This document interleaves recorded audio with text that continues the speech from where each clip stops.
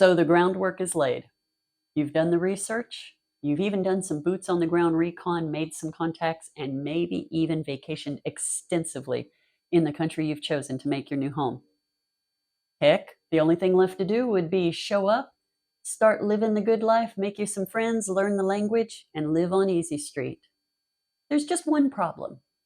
Reality can be a somewhat harsh mistress, and sometimes in your new home, she's standing behind the door, just waiting to step out and smack you upside the head. Welcome back, travelers. You've landed at the Expat Cafe, and I'm your host, Aoife. Join me as we spill some tea on living abroad. There's no doubt about it.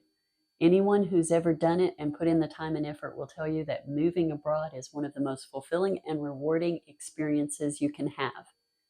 However, sometimes, no matter how much you plan for, and no matter how prepared you think you are, surprises will happen. And sometimes those surprises are a little bit harder to take, and you have to really work to overcome them. But sometimes those surprises come with a little bit of a darker side. We call those reality slaps. So stick with me.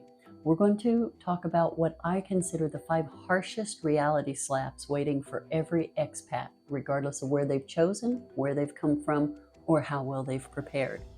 More than that, I'm going to take you over the truly dark side of each of the reality slaps. But don't worry, true to form, I'm going to leave you with some really good strategies to mitigate the effects of these harsh lessons when they appear in your expat journey.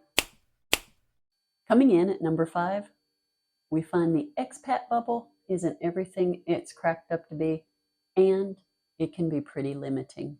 It is great. You found a group of people that speak your language. They understand your home foods. They sometimes will even make them for you when you're feeling particularly homesick. And you just think it's the greatest thing since sliced bread. Sliced bread being one of the things you're probably missing from home. But the reality slap is the paradox, by way of the fact that the longer you spend inside your expat bubble, the less you're going to be forced to get out and experience the culture in the place you've chosen to live. And if you get out, you're usually in the expat group. And if you get out in the expat group, you're usually speaking your home language. Very little of the time will you be forced to try the language, the cultures, or the norms of your host country. There's a few different effects that I've talked about in previous videos that will become very evident the longer you spend inside the expat bubble. One is the echo chamber. You will hear nothing outside of what you're used to hearing. You will see nothing outside of what you're used to seeing. More than that, the echo chamber also serves as a reinforcement of misinformation. In other words, you will find that you're being impacted by other people's impressions of what's going on, rather than getting out, joining in, and figuring out what you think all by yourself. Additionally, there's a risk of becoming overdependent on this bubble. Your expat support group, your tribe, tends to fill all your needs after a while. You will only do, think, plan, explore based on what the group wants to do. I think the dark side of the expat bubble is one that no one talks about. You never see it in the brochures, and you certainly don't see it on any of the sites designed to sell you on arriving in the country you've chosen. And that's sometimes the expat bubble. The expat community, especially in isolated areas, can morph into a high school clique. Insiders, outsiders, people that get talked about, people that are unliked and disliked and excluded. And that brings a host of issues to the table. Is it mature? No. Is it petty? Yeah. Is it human nature? Also, yeah. Now, it is scary to stand up to a group, because if you are dependent on one group for your entire socialization and well-being, what happens when you're on the outside with that group? Nobody stays in good graces forever. And if you have built your life around an expat bubble and you suddenly are on the outside, you're going to run into a host of other issues. And we're going to talk about some of those issues because they rank higher on the list of things that can derail your expat experience. And let's be honest, no one wants to go against their social group. Breaking out of an expat bubble that has gone in the negative can be really hard. And you've just got to determine, do you have the will to do it? Not everyone is a self-isolating hermit that requires no one to be happy, nor would I expect anyone else to be. But nevertheless, you've got to do it. And it's one reason why I always say, when you're looking for your tribe, take your time, be choosy, and make sure you're only adding the best people to your circle. At number 4, we have the bureaucratic maze. Oh my gosh, this is, it doesn't matter how much you prepare for it, the bureaucratic maze will kick you while you're down. It is just often complicated, and the complications are magnified by the fact that if you don't speak the language, it's not a natural interpretation. In other words, you could spend 2 hours with the water department, come out thinking you have everything solved, and nothing got solved. I wouldn't be talking from experience on this. Yeah, me in the water department. I always think I know what's going on, and I never do. Dealing with a new country's bureaucracy can be challenging, to say the least. And quite frankly, I always remember the times I was in a position in a government agency and people would come in that did not speak English very well. And for some reason, I always had a soft spot, because I wondered how hard it would be to not speak the language and be trying to take care of daily life. I always tried to find an interpreter because I didn't want them to feel as scared as I imagined they were feeling. And now I am an expat. I am in a country where I'm not a native speaker of the language. And although I can read things, I don't always pick up on the nuances of conversation yet. And so, yeah, I understand totally how this one can bite. But there's a super dark side to the bureaucratic labyrinth that we encounter as expats. And that's the fact that because we don't often know what's going on, we don't often understand the nuances of the language, and we are often scared of putting our own visas or our own position and status in jeopardy, we become ripe for exploitation. And if you've seen my video, Evil Abroad, not just exploitation from locals, but exploitation from other expats. You may encounter government employees, especially if you've come to a culture where there is bribery built in as part of the daily. It's really a morally gray area, even if it's considered the norm. You have to make the decision of what you're going to do really before you ever get in that situation, and make sure you understand the laws and the rules of the country you're in. Another place that expats are ripe for exploitation is in the immigration field. There's going to be people all over that will try to get money out of you, and they offer to help you with any immigration issue you're having. Make sure you're using reputable people. Talk to the expat communities on the ground.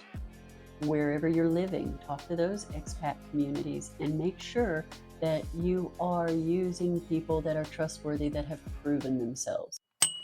If you can learn to understand the legalities of the area you've chosen to live in, and you can understand the things you should do and the things you don't do, and you stay up to date on the types of issues that are affecting everybody, not just expats, even if it means getting together with other expats who do understand the language and just having them translate for you so you have an awareness of the issues, you'll find that you do a lot better and you feel a lot more comfortable when you do have to say no or not participate. And you'll find that it's easier to spot the scam on you. And sometimes just getting up the courage and saying no is all you need. But practice ahead of time. Not everyone is comfortable saying no, and not everyone is comfortable disappointing other people. Sitting at number 3 is a smack of reality that I talk about a lot, especially this last month, because we've had not only loneliness, but cultural adaptation as a theme for the last month. And so, yeah, loneliness can be a killer. And it can really exacerbate all the problems you're having. And I'm not talking loneliness like you're here alone. I'm here alone in Panama, but I'm not lonely. I have made my friends, and I have a husband, and we stay in constant contact. And I feel great when I'm on my own. I feel great when I'm around people. Do I prefer being by myself? Oh, sure. So I'm alone, but not lonely. When I talk loneliness, I'm talking that feeling of disconnect, like you don't feel that you're making headway getting to know people and you don't feel like people are understanding you. I'm talking about that bone-chilling feeling of disconnect that leaves you wondering what would happen if you got hurt, what would happen if an accident happened, how would you survive? That type of disconnect. Often this happens when people move abroad, whether they're with someone or not, because they haven't taken the time to maintain their bonds with the people they love back in their home country, or they haven't made enough of an effort or moved to the right location to find people that jibe with them. But the harsh truth and the painful lesson for expats is that loneliness is not being alone. It is the act of feeling disconnected, which can drive down your mental state. Loneliness exacerbates depression and anxiety. Loneliness can keep you from forming a good tribe. Loneliness and just the depression that comes along with it can keep you from taking care of the things associated with bureaucratic government paperwork or other things you need to take care of. So as you can see, each of these painful truths has a way of tripping over each other and making them worse in the long haul. So how can you combat loneliness? Well, you've heard me say it a million times. Get out there and do something. But say you're like me. Say you don't want to be around large groups of people. That's when the advice for electronic communication and finding groups online that can talk with you, making sure that when you are lonely and when you are having these problems, that you're using a teledoc. Get an app that has the counselors on it so that you can just buy a subscription and have someone to talk to. Because one of the big things that most expats find when they live abroad is that the standard of healthcare, especially when it comes to mental health care, may be different than what they're used to in their country. More than that, even in the best of countries, it may be hard for an expat, especially if they speak a complicated language or a little spoken language. It may be hard for an expat to find someone who understands their cultural nuances and their language. Hard to talk about the depths of your mind when you don't have the words to describe the depths of your mind. The item that ranks at number 2, culture shock, will happen to you. Doesn't matter how hard you study, doesn't matter how much you know, doesn't matter how long you've been here. Eventually, you will run into an aspect or aspects of culture that totally shock you, that totally make you feel like you may have made a mistake. And that can go super deep. Now, like the other things, if you're also feeling the disconnect of loneliness, you're also having trouble navigating the bureaucracy, or you've got a negative expat bubble, or you're not jibing with the expat bubble, that can exacerbate the cultural adaptation issues. And you may have noticed that the last couple of videos have been cultural adaptation or adaptation related because that was the theme for the month. And if I neglected to tell anybody, my apologies, but I figured it would be pretty obvious when that became the topic of the month. But yeah, so for cultural adaptation and culture shock, it is a harsh truth.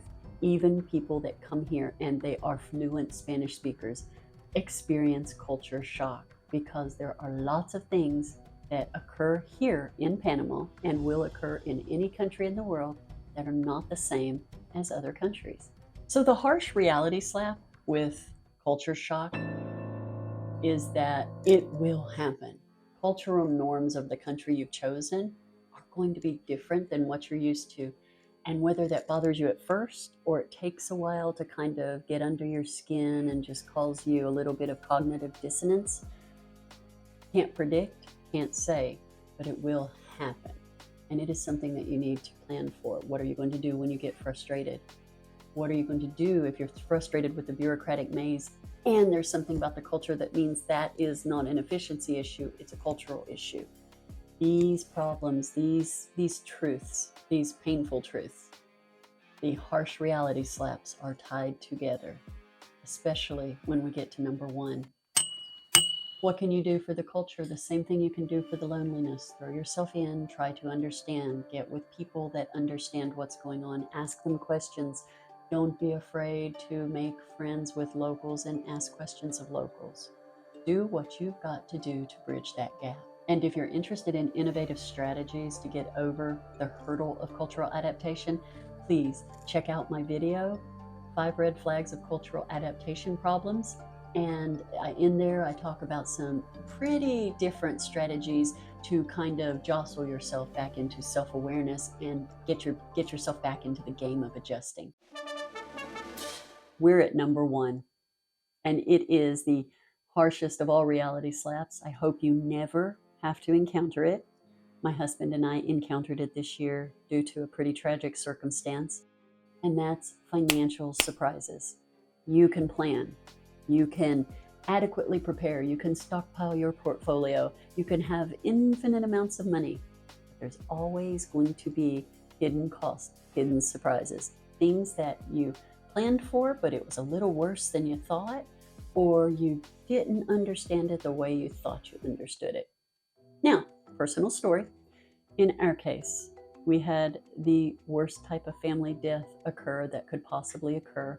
It was hard, and added to the stress of that type of situation was the fact that everything we had planned for is covered. No problems here. But our life back in the States, which we were still financing because he still has an active job back there, started looking a little shaky, and it's going to keep him away for a while. So did we plan well for our trip down here? Yeah, we planned very well. Did it turn out that this financial surprise derailed us? No. Derailed us? No. But I have seen people get derailed. So what I'm going to say when it comes to financial surprises is, if you are a retiree in whatever country you've chosen, make sure you're constantly working with a financial planner. If you're a retiree who depends solely on Social Security or some other form of government pension, you're at the whims of the government, and so you want to make sure that you are on top of everything going on and you're taking advantage of all the benefits. If you're a working expat, you need to watch the economics around the country you've chosen, as well as the economics that govern the company you work for. So in other words, digital nomads, you've got to know who you're working for. You've got to make sure that your budget accounts for downtimes or job changes. Career nomads, watch your companies. You'd hate to get overseas and basically have the company shut down and you're stuck somewhere and you have no way to sustain life on 2 continents. And if you're an expat working, you have to basically learn to navigate the bureaucratic maze far better than most other expats, because you're working and paying taxes and you're getting some type of social benefit from your work here. All types of expats in all types of places. Financial hardship is the one that can end your expat life. And if it doesn't end your time abroad, it will at least severely impact how well you live in the country you've chosen. So, financial surprises, the harshest slap of all. That's why I put it at number 1. It is the one causing us the most grief at this time right now. We're already on the path to being sorted again. But do you know what I would say if you're a new expat and you're planning? You may have thought, what will I do if I get sick? Do we have enough money to cover surgery or hospital stays? That's great. Instead, ask yourself, can I sustain a death in the family? Can I sustain a death and a wedding at the same time? Can I sustain a death, a wedding, and somebody battling cancer?